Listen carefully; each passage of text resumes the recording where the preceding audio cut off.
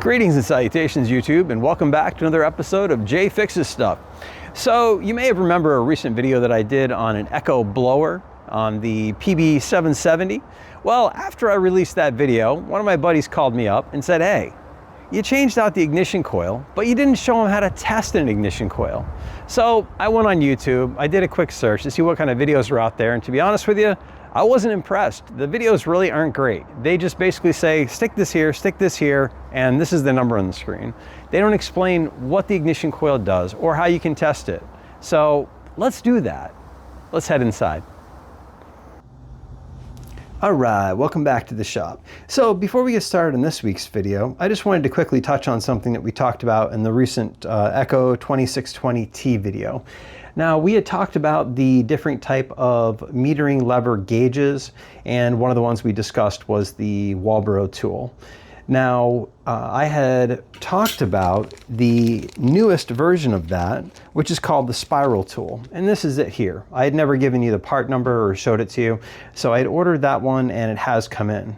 So this is the model number here, the Walbro number. It's K2-WYTA, and it's called the spiral tool. And if you want it's made by Stens for Walbro. This is the Stens part number, 615-060. So as you can see with the Walbro carburetor that we had, it's actually here on this one. So that's pretty much it. So I just wanted to quickly show that to you. So this week's video, as I mentioned outside, is going to be discussing how to test and further understanding how an ignition coil on a small engine works. So let's get into it. Basically, you have two coils. You have your primary coil and your secondary coil. The primary coil is the main iron core of the actual ignition coil.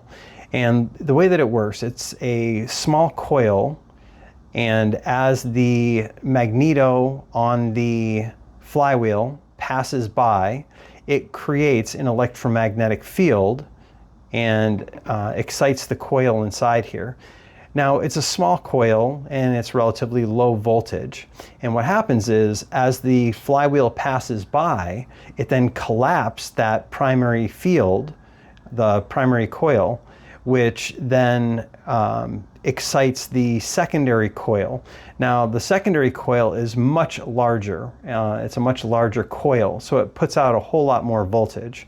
So as that field collapses and it excites the secondary, it produces a large amount of voltage. That high voltage is then passed through your spark plug wire into your boot and then onto your spark plug. So that's the way that it works. All right, so in order to test your ignition coil, you're going to want a multimeter. You can get a very basic multimeter for around 10 bucks on eBay or Amazon, anywhere like that. Now, you can use something like this, but I don't recommend it. This is a fully automatic multimeter. So all you do is you put your probes on whatever it is you want to test, whether it's resistance or DC voltage or AC voltage or continuity, and it will automatically change to that mode and give you a reading. So for a lot of people just doing very basic things, that's perfectly fine, and it should even work for this purpose. However, it doesn't really give you room to grow, and it doesn't really give you the additional functionality that you would get from just one step up of a regular multimeter. So what I recommend is getting something more like this, sort of an entry-level multimeter that has more functionality. So what I'd recommend is finding one that's auto-ranging. True RMS is also great to have, but not necessary. So for our purposes, we'd switch it over to ohms for resistance. And up at the top, you see a little icon. It looks kind of like a horseshoe. That's the symbol for ohms right at the top there. Now, if your multimeter does not have the auto ranging feature, you'll see a whole bunch of additional settings where you need to manually change it. So for checking the primary, you would want to go to the lowest setting. For testing the secondary, you'd want to put it up to 20,000. So in this case, we have an auto ranging multimeter. not an automatic one. All right, so let's get started with the multimeter. Now you want to make sure your leads are connected, and the black usually says COM, and it'll often be the color black, the actual plug that you're plugging into, so you know which one to put it in. And then depending on your meter, it might vary a little bit as far as which input you would use. So on this one, it's just a standard input for checking ohms. All right, so initially before you get started, you want to find out what the resistance of your actual leads are. So these leads have a low resistance, an internal resistance of only 1/10 of an ohm. So you touch the tips together like that, and as you can see, it's 0.1 right there. So whatever reading I get, I can subtract 0.1 ohms from the total. All right, so let's just quickly go over this. This is a Briggs & Stratton. It's a new ignition coil. It's never been used. So let's test this real quick. Now to test the primary, that is right here, your kill tab. You want to check that, and you want to check it to the actual main part of the armature, the iron core here. So we'll put this here, and then we'll put that there. And over to the right, once we get it stabilized here, you'll see 1.5 ohms. So on a primary, you typically want to see somewhere between 0.5 ohm to 2.5 ohms. So 1.5, that's a good reading for the primary. Now it does, each coil is going to be different, and if possible, you want to try to get the specs for your specific coil that you're working on. Manufacturers will often have service manuals or even owner's manuals, which will give you the spec of what it's supposed to be. All right, so let's put a couple different coils next to each other here. This one right here is a brand new ignition coil for a 4-cycle engine, for a 4-stroke engine. This is an echo ignition coil. I believe it's for an SRM 225 string trimmer, if I remember correctly. They're very similar for the primary. You're looking for between 0.5 ohm to 2.5 ohms on the primary for both a 2-stroke and a 4-stroke. However, on the secondary, you're going to be looking for a different figure. So for a 4-stroke, you're generally going to be looking for between 2,500 to 5,000 for the secondary, whereas on a 2-stroke, you're usually looking for a higher number, between 5,000 and 10,000, somewhere in that ballpark. Now, it does vary by the coil, and it does vary by the manufacturer, so you always want to look it up and try to determine what the specs are for the coil whenever possible. But if you're not able to find it from the manufacturer, just use the guidelines I just gave you. So let's just quickly test these real quick. So we'll put one on the kill tab right there, and we'll put the other one on the actual iron body of the coil. Now, depending on the shape of your coil, what kind of condition it's in, you can use the actual body of it right here. And as you can see over to the right, we get 1.4 ohms, 1.3, 1.4. Now, if you try inside of here on a used coil, it's generally a better idea to do that. And you get the correct reading here of the 1.3, 1.4 we talked about. Now, let's show you another one. This is the exact same coil. However, it is a used one. Now, as you can see, we have a bit of corrosion here, a little bit of dirt, as you're going to see on any kind of a lawnmower that's been in service. Look at this here. You can see there is some rust, a little bit of corrosion here. So you're not going to get a great contact to begin with. So anytime you remove a coil, that's not really the scope of this video, but anytime you remove a coil, you would just want to take some fine sandpaper or Scotch-Brite, whatever you have, and just clean that up a little bit. And also you want to clean the magnets on the flywheel as well, make sure there's no loose debris or anything like that. But as you can see on these two here, this is the dirty used one, that's the new one. So if we test this one from our kill tab, which is the primary, and we test it to the body, the armature right here,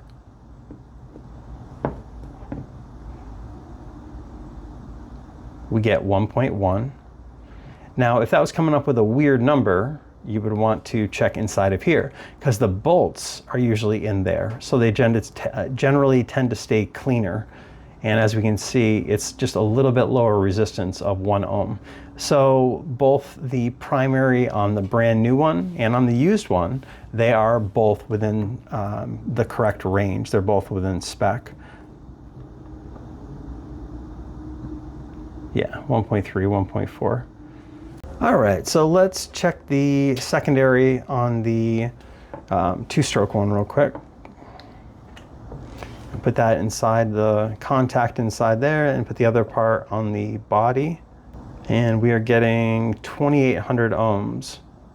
So that is lower than one would expect. And then if you check the primary, we are getting 102,000 ohms. So this specific coil is actually testing bad. All right, so the way that Echo coil tested, it wasn't sitting well with me. So I went and I looked through all my technical documents and my Echo service manuals, and I found that things have actually changed quite a bit. Now, the standard has been what I said it was. For the primary, you would normally expect between 0.5 ohm to 2.5 ohms.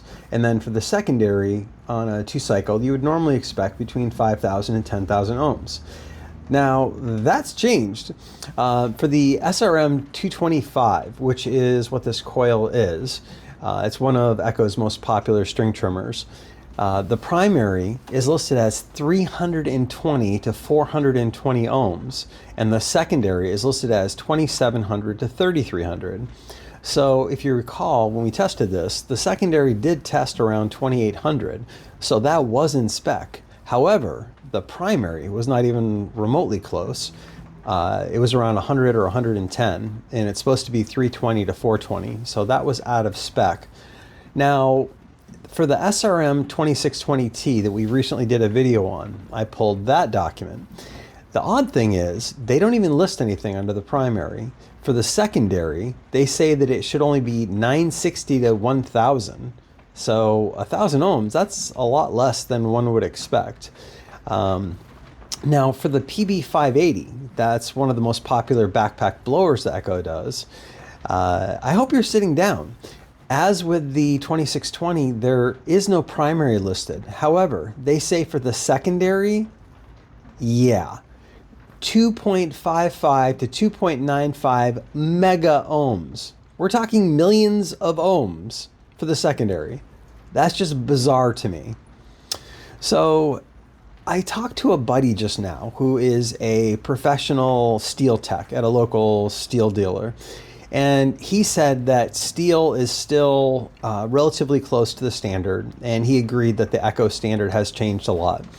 He said that for the FS91R, which is my primary string trimmer that I have, he said that it should be 3 to 4 ohms for the primary, and the secondary should be 5,000 to 25,000 on the secondary. So as you can see, steel, while it has also changed, it's a lot closer to the standard that it has been for a 2-cycle. So I guess the moral of the story here is, if you're working on a 2-cycle and you're wondering about your ignition coil, you really need to find out what that specific coil should be, because it's changed a lot. All right, so now let's check these two, the new and the old, both the primary and the secondary, to see what kind of readings we get. So we'll start off here, and we'll put one inside the spark plug boot until you get to the metal contact inside. And we get 10,000, which is on the high end of acceptable. I do know that this one does run well, but it is older, so it's to be expected you'd have a bit more corrosion.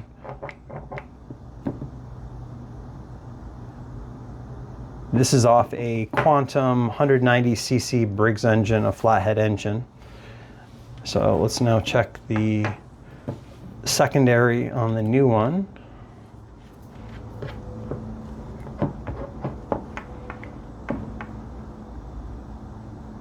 And as you can see, that's quite a bit lower. And the lower the resistance, the better. You obviously don't want it to be an open lead where there's infinite, but on the low end, it's good. So 5800 is great. Now we'll check across from the primary to the secondary, and it should be roughly the same as what you got going to the body, to the armature. And it is. It's 5.8 thousand, so that's good. So let's check this one. All right, so we already saw 10,000, which is fine. All right, and then if we go over here from this to that, it should be roughly the same number. And it is 10,000 ohms. So cross to cross. And then just checking the primary on this one to the body. Yep, 1.1, so that's good. And just to quickly explain why you would bother testing between the secondary and the primary coil. If you check the secondary to the body and you get a normal number, and you check the primary to the body and you're getting a normal number, but the coil still isn't working properly, if you're just curious as to, hey, why is this coil still not working?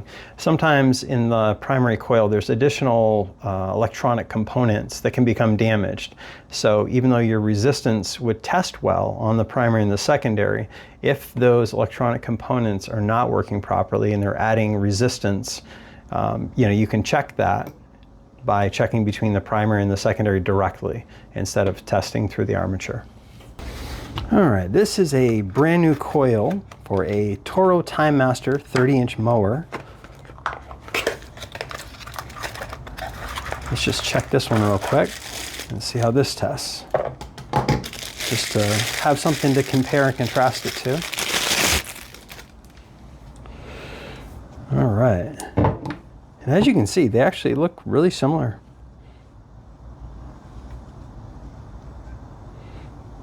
Only in this one it has the kill tab over here. So, all right, so let's start with testing the primary.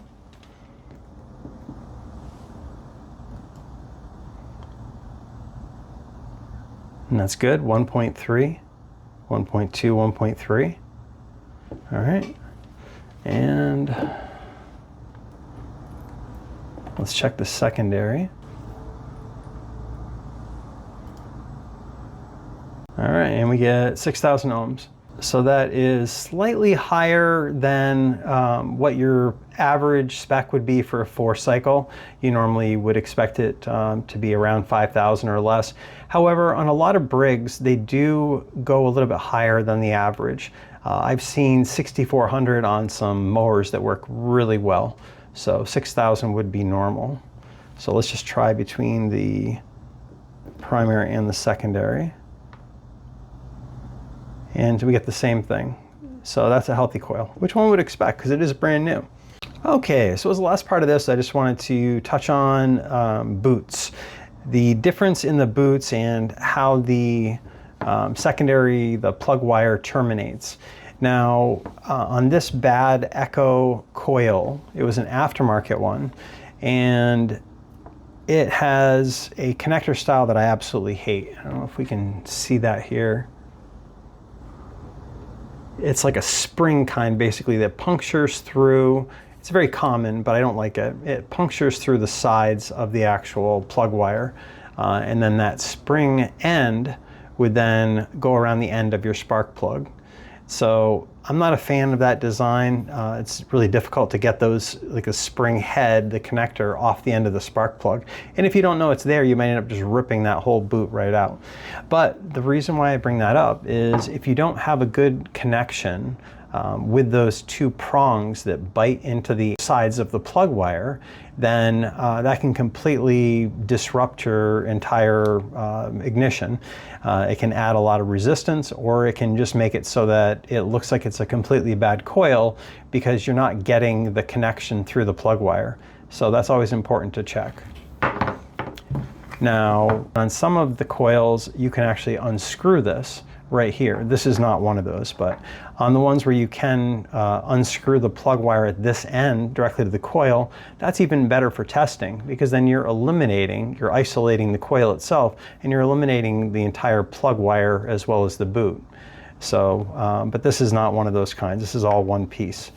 I do prefer this over that style though, because it's just a metal connector that slips over the end of the plug, and it's easy to get on and off.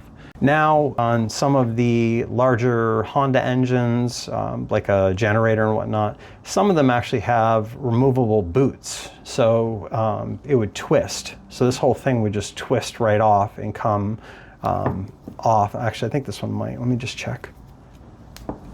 Either that or I'm ruining a good coil here. Yeah, this is a twist-on one as well. You can see that right there. It's like a little screw type thing that actually threads right into the middle of your plug wire here. So this is one of those style. And you can often tell that if you see this long boot like that, and it's kind of the hard plastic type thing, it's kind of a clue that it's one of the thread off ones. So you just want to make sure that you're putting it back together correctly. But where I was going with this is these boots themselves sometimes can add an inordinate amount of resistance. So let's just quickly test and see if this one's adding any resistance, and if so, how much. I've had ones where coils were driving me crazy, and it ended up just being the removable boot. And I was able to swap out the boot, and it fixed everything.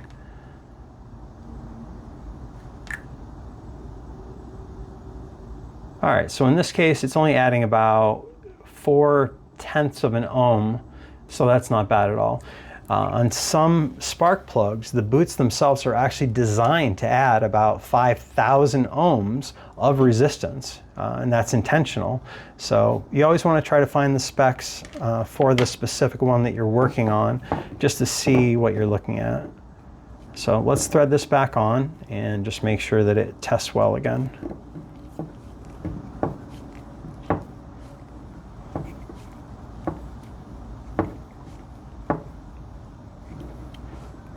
You don't want to overdo it. You don't want to break your wire. And you slide your rubber cover there back in place. All right, let's go ahead and test it again.